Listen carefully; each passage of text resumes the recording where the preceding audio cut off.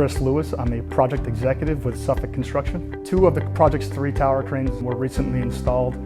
The tower cranes are currently set up on what we call their first jump, meaning that's the primary elevation. From that point, the cranes will jump up the building as the structure increases in height, maxing out roughly about 650 feet. So the tower structure relies on a deep foundation system that's comprised of drilled shafts. The drilled shafts are large piles that are drilled down into the soil with large amount of rebar and concrete. Beyond that, we come out and install steel sheet piling around the perimeter of the tower footprint. That allows us to excavate the earth from in that area, exposing the tops of those shafts. The concrete is removed from that area, exposing the rebar.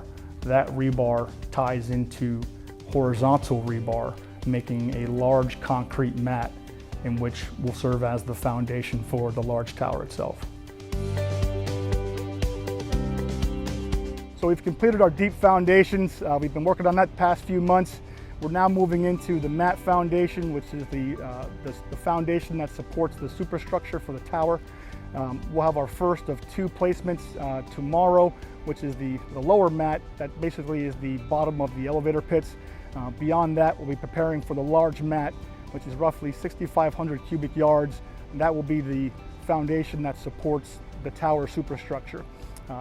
We're excited to continue to give you updates monthly as we continue forward and keep going vertical.